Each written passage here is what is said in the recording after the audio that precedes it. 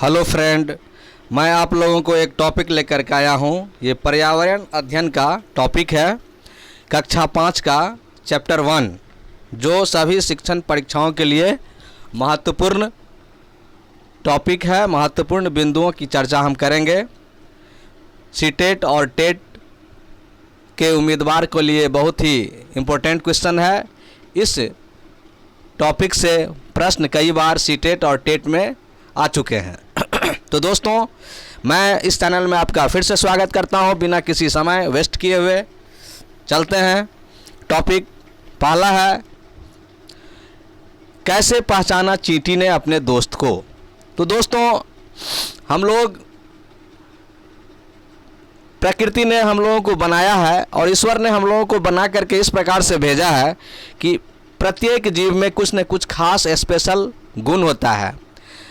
प्रत्येक सजीव में स्पेशल गुण होता है। वो गुण को हम लोग देखेंगे, जानेंगे कि हम अपने दोस्तों को कैसे पहचान लेते हैं कि ये हमारा दोस्त है, ये हमारा दुश्मन है। ठीक इसी प्रकार से जीव जंतु भी अपने दोस्तों की पहचान कर लेते हैं। कैसे करते हैं वो नेक्स्ट हम देखते हैं। आप देख रहे हैं स्क्रीन पर दोस्तों,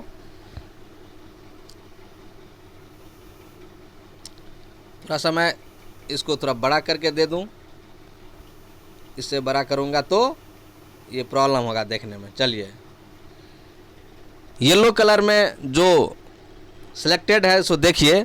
जानवरों में भी देखने, सुनने, सूंघने और महसूस करने की शक्ति होती है। कोई जानवर मीलों दूर से शिकार को देख सकता है तो कोई हल्का आहट को भी सुन लेता है। कोई जानवर अपने साथी को सूंघकर ढूंढ लेता है। तो इस प्रकार हम जानवरों की इस दुनिया को कह सकते हैं कि ये अजब गजब की दुनिया है जानवरों की दोस्तों। यानी जानवरों में देखने, सुनने, सूंघने और महसूस करने की एक स्पेशल पावर होती है, शक्ति होती है, जिसको हम दरकिनार नहीं कर सकते हैं। नेक्स्ट चलते हैं।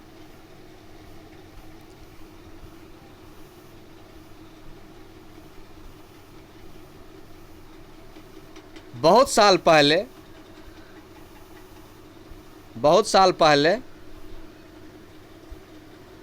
एक वैज्ञानिक ने इसी तरह के कई प्रयोग किए थे। कुछ जैव वैज्ञानिक थे जिन्होंने इस तरह का प्रयोग किया जीव जंतुओं पर। आज भी प्रयोग जारी है, जिसे आप डिस्कवरी चैनल पर देख सकते हैं। वे इस नतीजे पर पहुंचे कि चींटियां चलते समय जमीन पर कुछ ऐसा छोड़ती है, स्पेशल प्रकार का कुछ ऐसा छोड़ती है, लिक्विड चाहे जो कुछ भी हो, कुछ ऐसा पदार्थ छोड़ती है जिसे सूंघकर पीछे आने वाली चींटियों को रास्ता मिल जाता है। इस प्रकार से हम कह सकते हैं कि ये बहुत पहले से रिसर्च जारी है, कि बहुत साल पहले से वैज्ञानिक इस प्रयोग को कर रहे हैं कि आखिर चींटियों को रास्ता कैसे मिल जाती है। कोई चींटी बहुत दूर तक चली जाती है, आप घर आंगन में देखेंगे कि वो चींटियाँ फिर उस चींटी को ढूंढते ढूंढते ढूंढते उसी चींटी के पास पहुंच जाती है। यानी कि एक स्पेशल प्रकार का कुछ न कुछ वो छोड़ती है जिसे हम लोग नहीं देख पाते हैं। वो सूक्ष्म चीज़ है जिसे माइक्रोस्कोप से देखा जा सकता है। माइक्रोस्कोप से जब आप देखेंगे तो वो धारियों की तरह रास्ता बना हुआ दिखाई देगा। जैसे रेगिस्तान में ऊँट चलता है तो ऊँट का पैरों का निशान बनते हुए जाएगा, ठीक उसी प्रकार से चींटियों के भी निशान बनते हुए जाते होंगे, परंतु वो माइक्रोस्कोप से देखा जा सकता है। तो इस प्रकार से आप यह समझ रहे हैं कि चींटी जो चलती है तो वो एक रास्ता में कुछ न कुछ छोड़ती जाती है, जिससे क्या होता है कि चींटी, पिछले वाली चींटी, आगे वाली चींटी कहाँ जा रही है उसका रास्ता वो जान पाए। और दोस्तों, कुछ नर कीड़े मकोड़े, नर फीमेल नहीं, नर मेल, अपनी मादा कीड़े की गंध से उसकी पहचान कर लेते हैं। बहुत ही अजीब बात है ना दोस्तों। बच्चे भी पढ़ते हैं तो देखिएगा कि जिस कोचिंग में लड़कियां ज़्यादा होती है, लड़के तुरंत वहाँ मंडराने लगेंगे। पढ़ाई अच्छी हो या ना हो, वहाँ पर ज़रूर लड़के की भीड़ लग जाती है। यानी कि लड़कों के पास एक स्पेशल गंध होता है, इसका पावर ईश्वर ने उसको दिया है। तो ठीक इसी प्रकार से यहाँ भी जो है नर कीड़े मकोड़े को उसकी मादा कीड़े की गंध से उसकी पहचान कर लेता है। कुछ ना कुछ ऐसा गंध वो छोड़ती है। अब हम चलते हैं मच्छर की दुनिया में।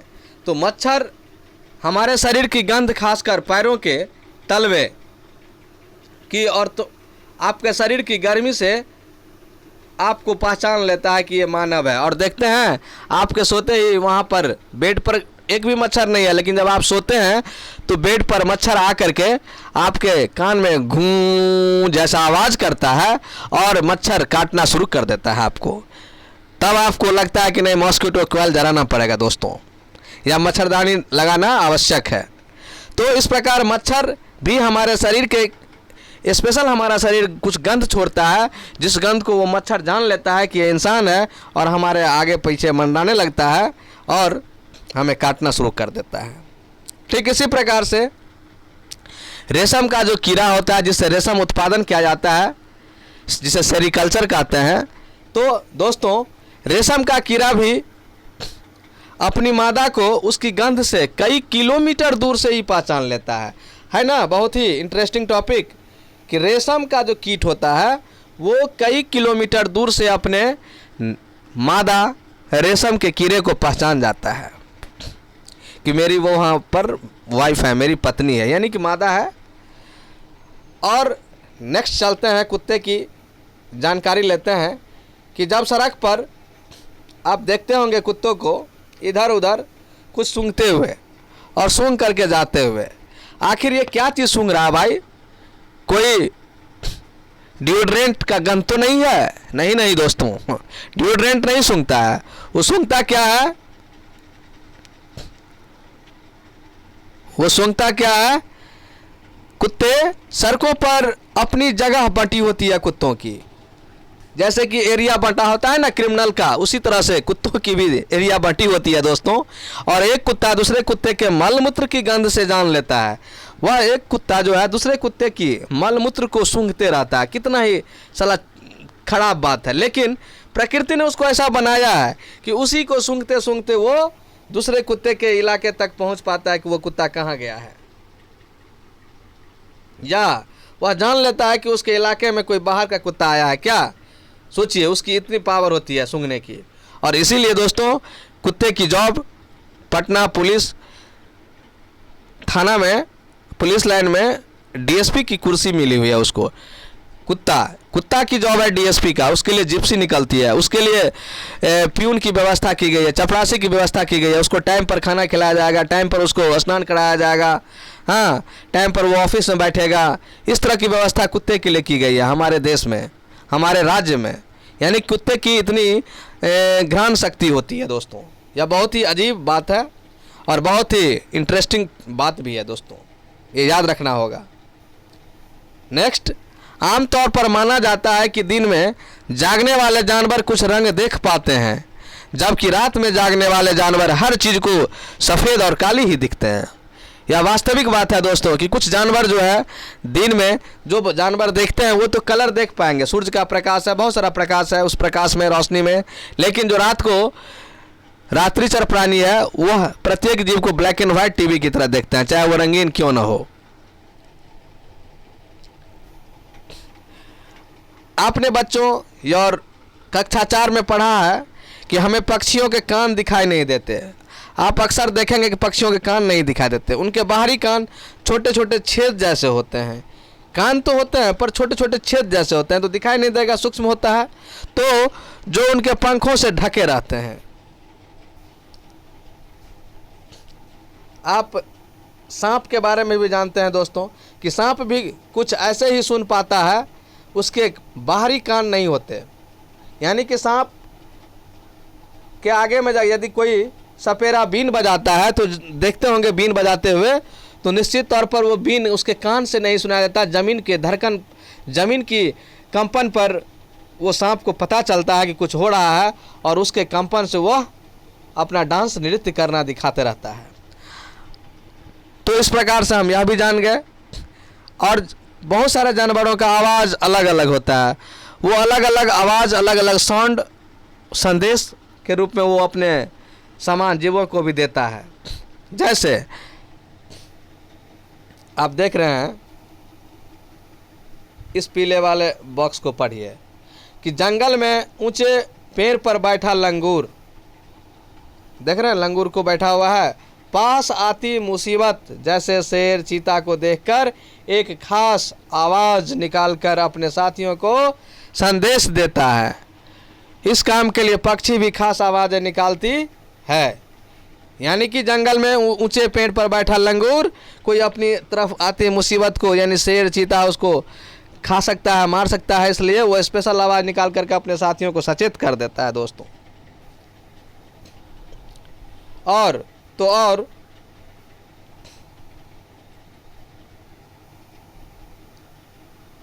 कुछ पक्षी अलग अलग खतरों के लिए अलग अलग आवाज़ें निकालते हैं। जैसे उड़कर आने वाले दुश्मन के लिए एक तरह की आवाज़ और ज़मीन पर चलकर आने वाले के लिए दूसरी तरह की आवाज़, ऐसा पक्षी निकालते हैं, जिसे बच्चों और दोस्तों इस चैप्टर में हम लोग अध्ययन करें। मछलियाँ खतरे की चेतावनी एक दूसरे को बिजली तरंगों से देती है। सोचिए, जिस मछली को हम चाव से खाते हैं, प्रेम से खाते हैं मार करके, और कहा जाता है कि सुनामी जब आई थी समुद्र में जापान के क्षेत्र से, तो सुनामी आने से पहले मछलियां इस तरह का संदेश देना शुरू कर दी थी, चहलकदमी करना शुरू कर दी थी कि वहाँ के आदिवासियों को पता चल गया कि सुनामी आने वाली है, कोई बड़ा तूफान आने वाला है, कोई बड़ी आपदा आने वाली है। और वह आदिवासी समुदाय उस जगह को छोड़कर सेफ्टी जगह पर चले गए, और कहा जाता है कि वह आदिवासी मछली की इस आवाज़ को, इस संकेत को समझते थे।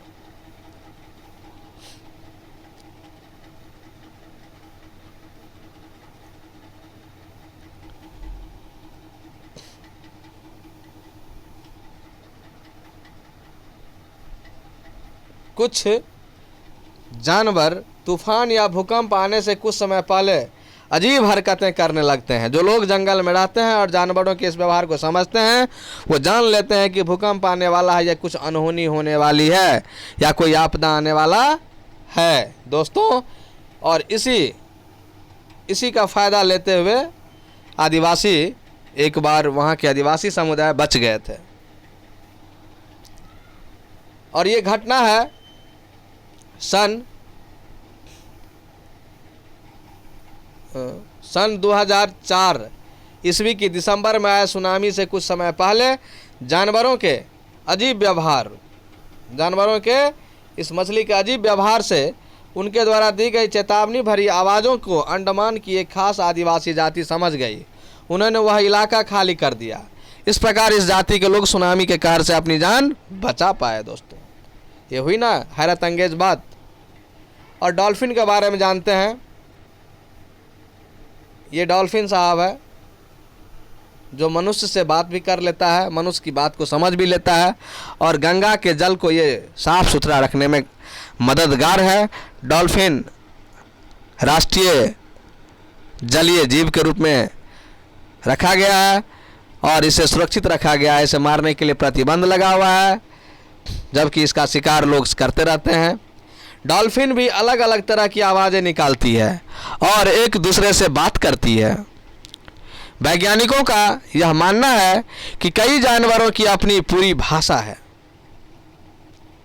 तो हम लोग ऐसा ना समझें कि हम ही लोग सिर्फ चाइनीज़ और हिंदी और मैथिली या अंग्रेजी बोलते हैं। दोस्तों, ये जानवर भी अपनी लैंग्वेज में कुछ ना कुछ ऐसा लैंग्वेज बोलते हैं जिस लैंग्वेज को हम नहीं समझ पाते हैं।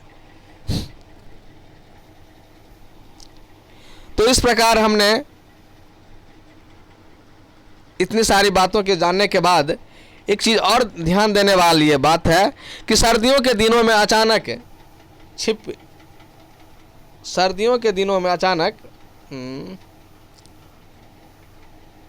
कहाँ से कहाँ चली गई वीडियो, कोई बात नहीं है दोस्तों, वेट कीजिए।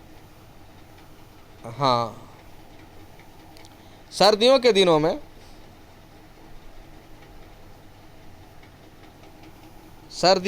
में अचानक ही छिपकलियाँ कहीं गुम हो जाती है। आप अपने घरों में सर्दियों के मौसम में बहुत ही कम देखेंगे। आखिर ये छिपकलियाँ ससुराल चली जाती है या नैहर चली जाती है। दोस्तों, इसको सोचिए। ये कहाँ चली जाती है।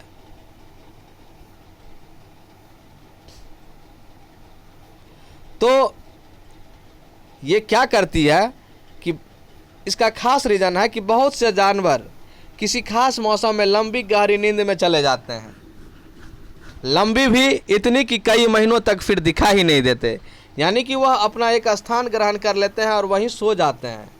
इसका एक कारण है जो वह अपना सेट क्या हो रहा है?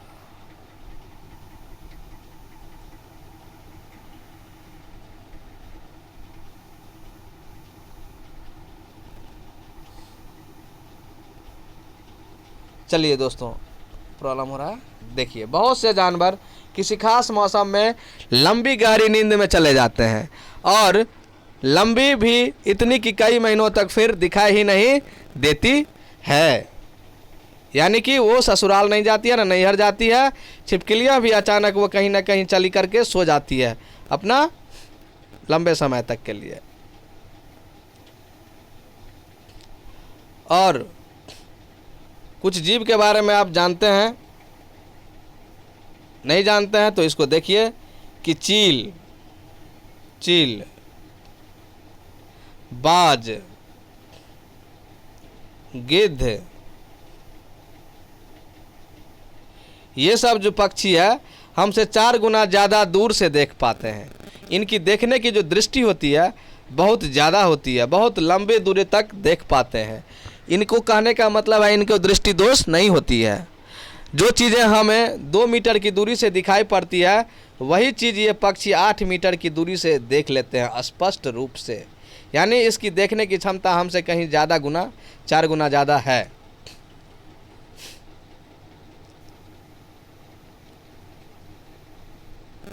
आप सोच सकते हैं कि ज़मीन पर पड़ी हुई रोटी चील को बहुत ऊपर से दिखाई दे देता है, तभी वह शिकार को ऊपर से देख करके नीचे मंडराते हुए आता है ना, यानी कि उसकी नज़र बहुत तेज है।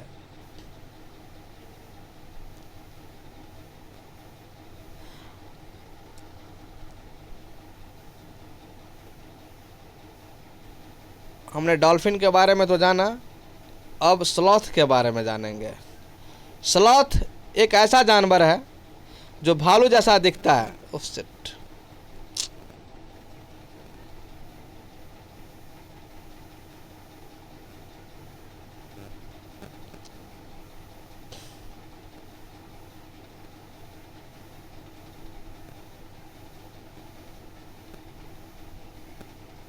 स्लॉथ एक भालू जैसा जानवर है।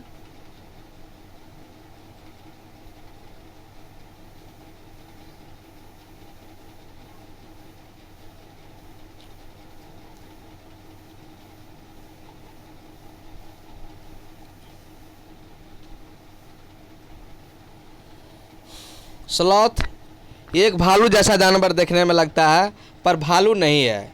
ये दिन के करीब 17 घंटे, 1 2 3 नहीं दोस्तों, 17 घंटे पैरों से उल्टे, देख रहे हैं ये स्लॉथ है, पैरों से उल्टे सिर लटक कर मस्ती से सोते हैं। ये जिस पेड़ पर रहते हैं उसी के पत्ते खाकर पलते हैं, इसलिए इन्हें कहीं और जाने की ज़रूरत ही नहीं पड़ती। जब ये अपने पेड़ के सारे पत्ते खा लेते हैं तभी वे आपस के पेड़ पर जाते हैं। तो ये क्वेश्चन वाला सीटेट में पूछा जाता है कि कौन सा ऐसा जानवर है जो पेड़ पर रहते हैं, उसी पेड़ के पत्ते को खाते हैं और लगभग 40 वर्ष के अपने पूरे जीवन काल में ये मुश्किल से 8 पेड़ों पर घूमने की तकलीफ उठाते हैं, यानी 8 पंचे 40। दोस्तों 5 वर्ष तक एक पेड़ पर ये रह लेता है, सोच लीजिए। और ये सप्ताह में 1 बार ही शौच करने के लिए पेड़ से नीचे उतरते हैं। बहुत ही आश्चर्य की बात है। तो ऋषि मुनि को भी फेल कर दिए।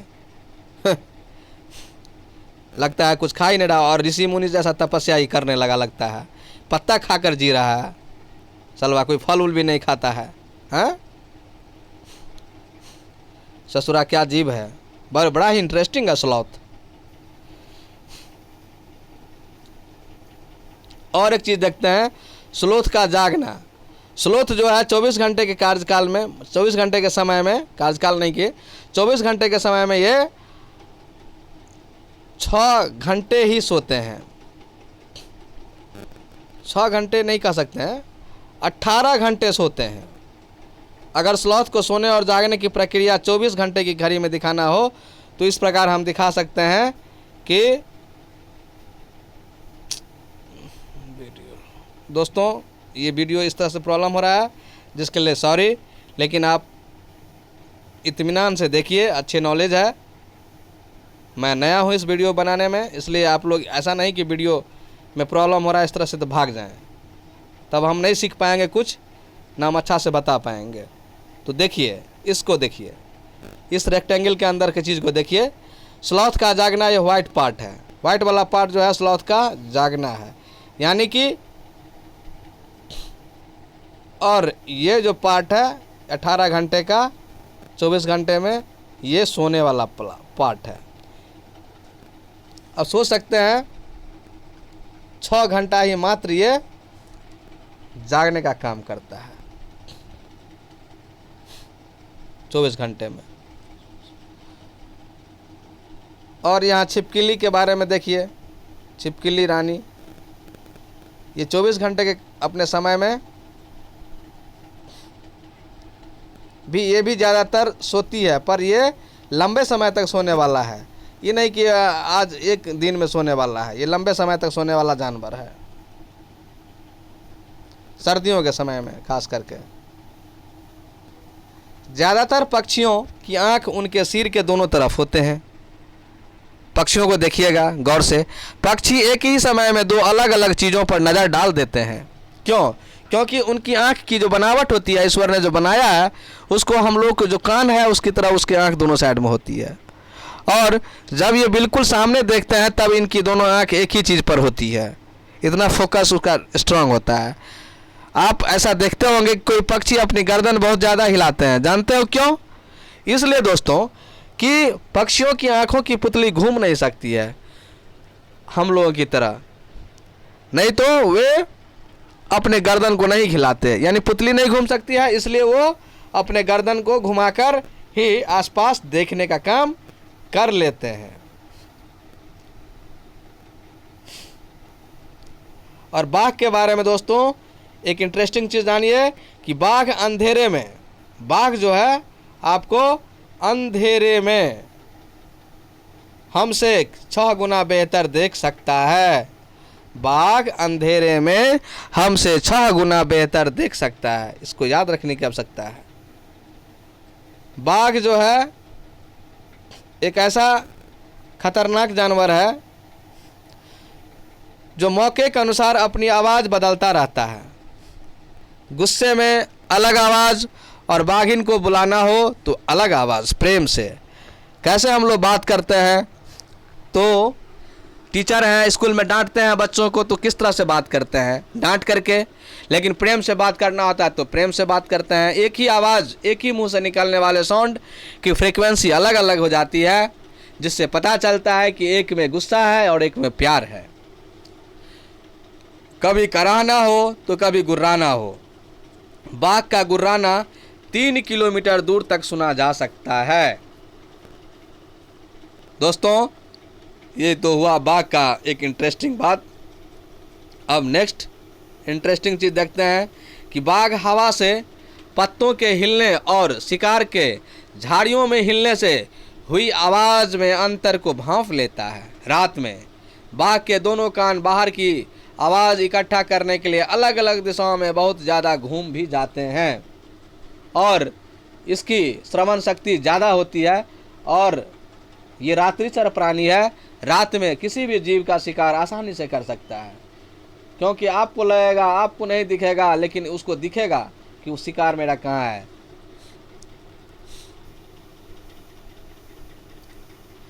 बाघ दोस्तों इतना सतर्क जानवर है, लेकिन इस सब के बावजूद आज वह खतरे में है। आखिर इसको किससे खतरा है, कौन सा क्रिमिनल से डरा भाई? तो आप दोस्तों जान लीजिए कि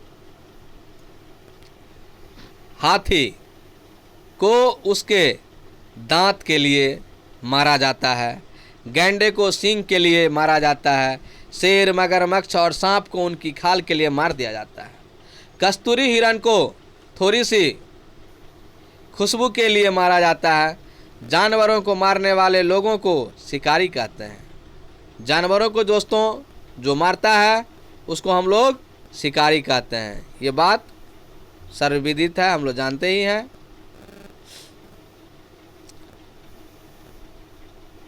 हमारे देश में बाघ और अन्य कई जानवर की गिनती इतनी कम हो गई है कि इनके लुप्त हो जाने का खतरा बढ़ गया है। हमारे देश की सरकार इन्हें बचाने के लिए बहुत से जंगलों की सुरक्षा दे रही है। जंगलों को अभयारण्य बना दिया गया है, जैसे उत्तराखंड का जिम कॉर्बेट नेशनल पार्क और राजस्थान के भरतपुर जिले में घाना। इन जंगलों में जानवरों का शिकार मना है। बहुत सारे ऐसे अभयारण्य हैं जहाँ पर शिकार करना मना है, क्योंकि ये बाघ गिने चुने संख्या में अवेलेबल हैं। यहाँ लोग जानवरों या जंगल को कोई नुकसान नहीं पहुँचा सकते हैं। बाघ की मूछें हवा में हुए कंपन को भांप लेती है। दोस्तों बहुत ही बेजोर बात है कि बाघ की जो मूछें होती है हवा में कंपन को भी भांप लेती है और उसे शिकार की बिल्कुल सही स्थिति का पता चल जाता है। इससे इन्हें अंधेरे में रास्ता ढूंढने में भी मदद मिल जाती है। ये जो बाघ की मूछें हैं बड़ी लंबी लंबी देख रहे हैं, ये बाघ अपने इलाके में मूत्र करके अपनी गंध छोड़ते जाते हैं। यह इलाका कई किलोमीटर बड़ा हो सकता है। एक बाघ किसी दूसरे बाघ के मूत्र की गंध को झट पहचान लेता है। फिर उस इलाके में घुसना है या नहीं, यह तो उस बाघ की मर्जी होती है। यदि वो ताकतवर है तो बाघ घुस करके अटैक करेगा, नहीं तो चलो भाई दोस्ती करेगा, नहीं घुसेगा। हमने यह देख लिया है कि बाघ अंधेरे में हमसे 6 गुना बेहतर देख सकता है। और मैं परमानंद कुमार आप लोगों का इस चैनल में वेलकम करता हूं। यदि यह मेरे वीडियो पसंद आए दोस्तों तो ज़रूर प्लीज़ लाइक करें, कमेंट करें और आप शेयर कर सकते हैं इस वीडियो को। थैंक यू, बाय बाय, रब्बा खैर। लेकिन आप दोस्तों ज़रूर लाइक करें, कमेंट करें और शेयर करें। Thanks for watching. दोस्तों यदि यह वीडियो पसंद आए तो ज़रूर आप लाइक करें, नहीं भी पसंद आए तो ज़रूर कमेंट करके बताएं कि हाँ सर ये वीडियो में और सुधार होनी चाहिए। थैंक यू रब्बा।